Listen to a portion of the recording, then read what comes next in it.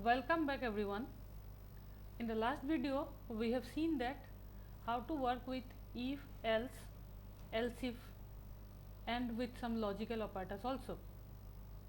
Today I am going to discuss about the loops in Python. So let's start with the discussion with loop. So loops, as already we have seen in the theory portions, that loops are the iteration where we are iterating over some conditions, and for this we know that you have to do some initialization, then you have to write down some condition, then you have to increment or decrement the process. That is the basic concept of loop. Now in Python there are two types of loops, for and while. Now let's begin with the while loop. Let's start writing while loop.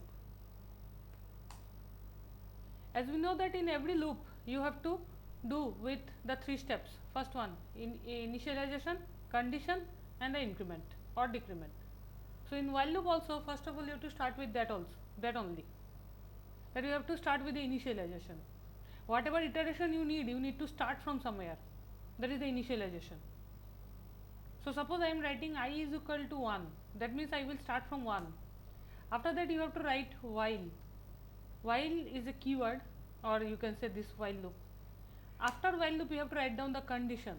Condition means up to where you want to go with this iteration. So I will start with 1. Suppose I have written here I less than or equal to 10. That means I will go up to 10. This iteration will go up to 10. After that again, just like if you have to put 1 colon, then hit enter, that indentation which we have discussed on the last video. So all these things is coming again in the same manner. So after colon it will give you an indentation. Here suppose I am writing print, suppose I am printing this I. Now this will not work. The third condition is still left for loop, which is increment, because you have started from 1, you will goes up to 10. How to increase this value? That is also you have to tell. How to increase means, suppose I is equal to I plus suppose 1, that means it will start from 1, it will goes up to 10 with an increment of 1.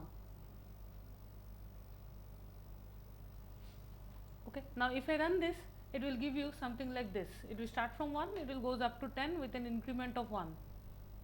Simple. If you want to print in different line, suppose it is sorry, in same line, it is already coming in different line.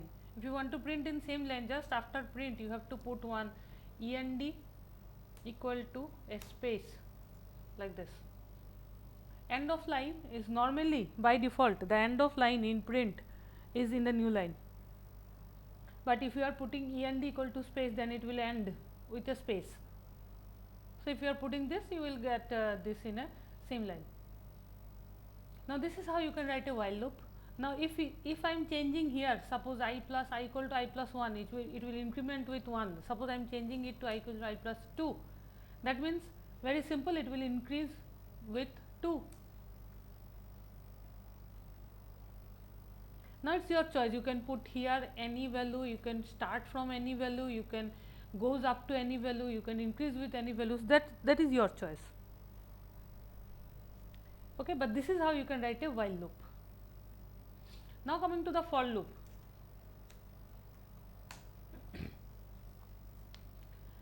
For for loop again, first of all let me write down the for loop, then I am explaining. Suppose we normally write down the for loop as for I in range 1, 10, 1.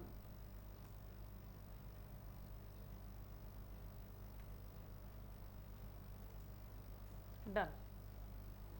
Now let me explain what I have written. So suppose I have written as for I in range 1 something something. Now for is obviously the loop, I is the variable. In, just in my some previous videos I have already discussed about in is the membership operator. Now what is the use of in? It will search in a sequence. If the value is present, it will return true, otherwise it will return false. So suppose I have written here for I in range, that means it will find whether the whether after in whatever sequence I have written, and this is the sequence, this range is actually the sequence. Now I am coming to in, but before that, what is range? Now what is range? Range is a predefined function in Python which is already defined. It will generate a sequence of values. Range is a predefined function in Python which is generating some sequence of values starting from 1 to 9 here. Whatever you are writing here 1 comma 10, it will goes up to that minus 1. So if you are writing 1 comma 11, it will goes up to 10. As I am writing 1 comma 10, it will goes up to 9, you can see here. So range is a predefined function which will generate some sequence of values depending on whatever values you have given inside the range as a argument. These three arguments you have passed. Number 1 argument 1, number 2 argument 10, number 3 argument 1 you have passed. So it is a predefined function. Here I am passing 3 arguments, and depending on these 3 arguments it will generate a sequence of values. What sequence of values? This 1, it will start from 1, this is the initialization. This is the condition, it will goes up to 9, and third one is the step, it will increase with 1. Okay, and this in now comes to this in. Now this in will find whether the first value is present here. If present, then it will return to I, or it will first of all it will return true. Inside the loop, and again I have written here loop. So we know that if inside the loop we are getting the condition as true, that means the loop will execute. If inside the loop we are getting the condition as false, the loop will not continue. So first of all 1 is present, I in range, yes 1 is present, it will continue. So it will print I is 1, first value. After that it will increase by 1. Now I will become 2, whether 2 is present inside this range, yes, then it will print 2. Then 3, 4 up to 9. After 9 it will not print anything, because this is the condition for range, that it will move up to 9 only. This is how the for loop is working. Now if I give here as 2, it will increase with 2. Let me do this. It will start from 1, it will goes up to 9, but with an increment of 2.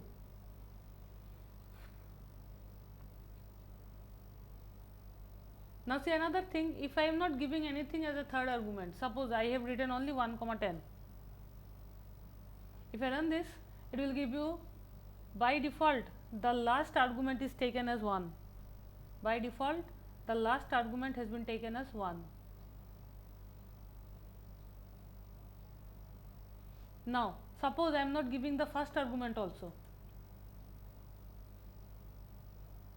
Now run this and see what is happening.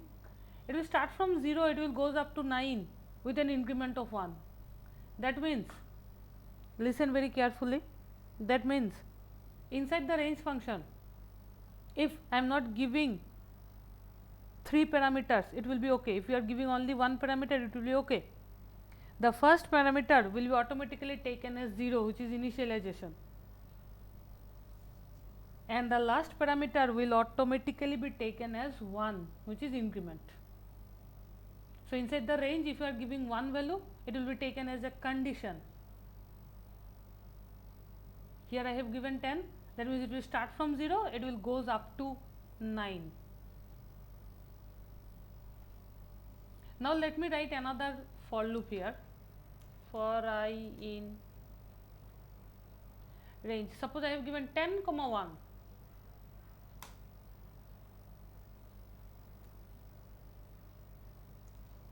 Now it will not give you anything.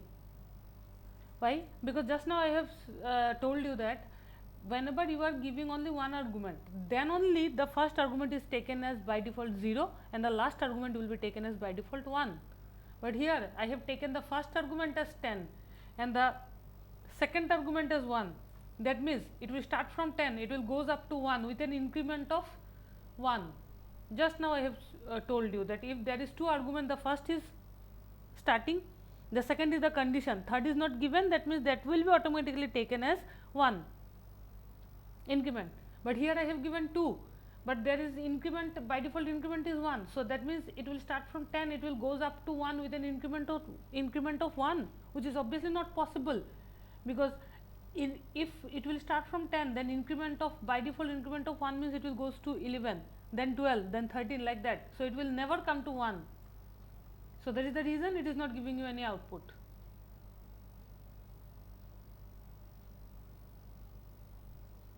That means what you have to do, the third argument should be given as -1. That means it will start from 10, it will goes up to 1 with an increment of -1, that means decrement. With an increment of -1, that means what? Decrement. Now, it will start from 1, it will goes down to, sorry, it will start from 10, it will goes down to 1 with a decrement of 1, that means first of all 10, then 9, then 8, like that.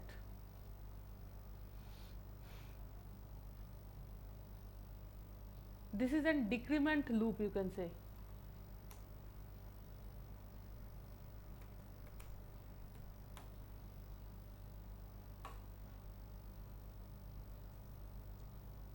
Okay.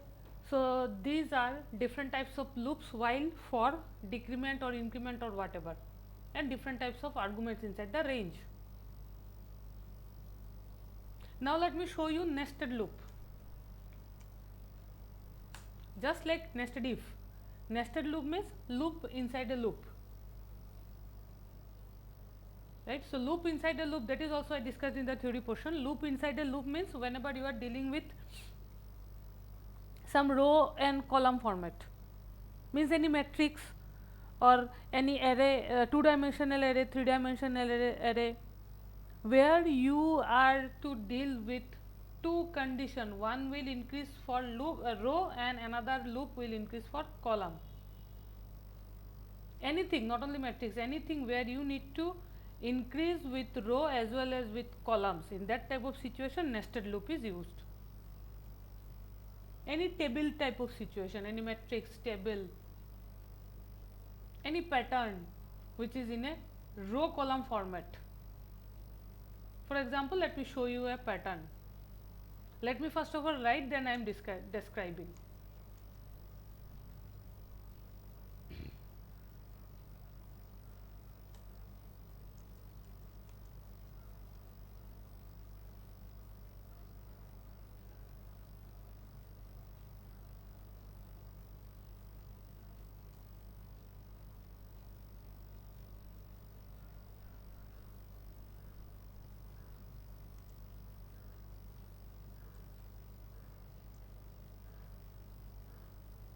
Yeah, this type of pattern, I think everyone is very much aware about this pattern, you have done in your C and everywhere.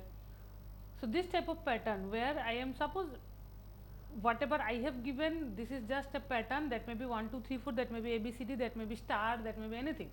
But what is happening here, that in the first line it is only 1, in the second line this is 1 2, third line 1 2 3, means every line one character or one letter or one digit is increasing. First line 1, second line 2, third line 3, like that. That means it is not only increase in this row, these are the rows, it is not only increase within the row, it is also increase within this column. This is the column, first column, second column, this is the third column, this fourth column, there are 5 columns, like that.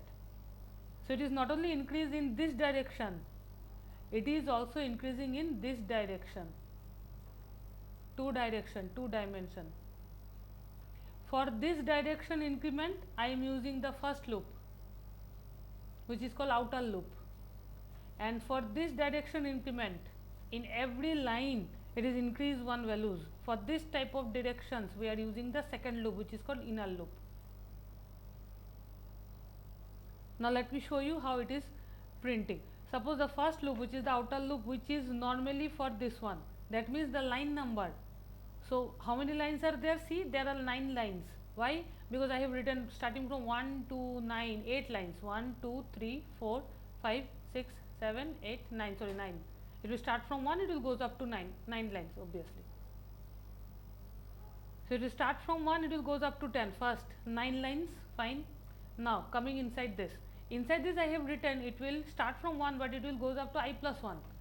Means whenever first, always remember for the nesting of loops, the inner loop will move first, then the outer loop. Inner loop will execute first, then outer loop. That means it will start from 1 and the first case I is 1. So I is 1 for the first time. It will enter into this loop. Now this I is 1, I plus 1 plus 1 will be 2.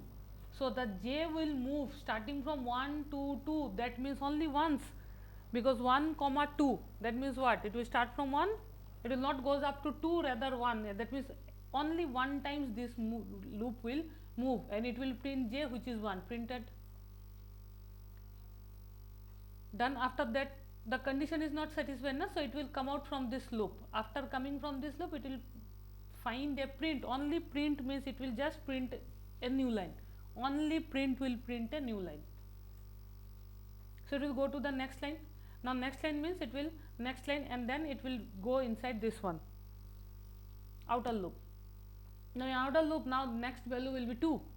First time 1, the next value will be 2. That means I is now 2. Now coming to this loop.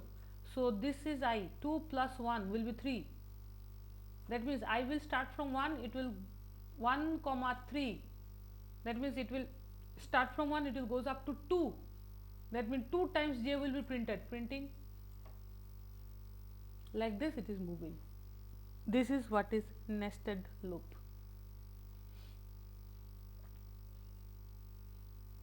Okay, so any type of pattern printing, this type of, or matrix calculations, or any type of table calculations, we are going to use nesting of loops like this.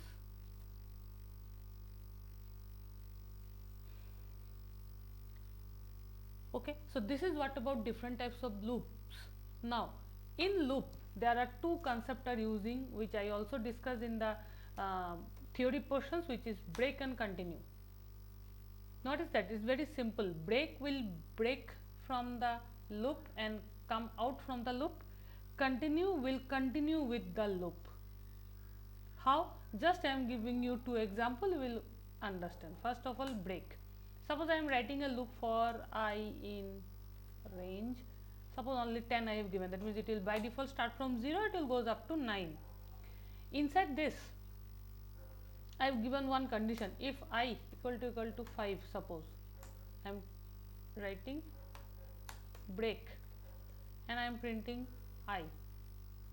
Now just see, it will start from 0, 1, 2, 3, 4, it should goes up to 9, but inside the loop I have said that if I equal to 5, then break. Break means just now I told you that if you are using break, it will just come out from the loop. That means it comes out from the loop. That means what? Loop. It is coming out from the loop, that means stop the loop. So if we start from 1, it will goes up to 4, because whenever it is 5, it is, I am calling break. Now if I write continue in the same concept, for the same concept, let me just copy it here and put here continue and run this. You see the difference. Continue means it will continue into the loop again whenever this condition is satisfied. Whenever any condition is satisfied, it is continuing to the loop again. That means whenever I is equal to 5, it will again come to this one. I will not be printed, matlab 5 will not be printed. That means it will start from 0, 1, 2, 3, 4. After that 5 will not be printed, because at 5 I say it to continue. So 5 will not be printed, then again others will be printed. This is the difference between break and continue.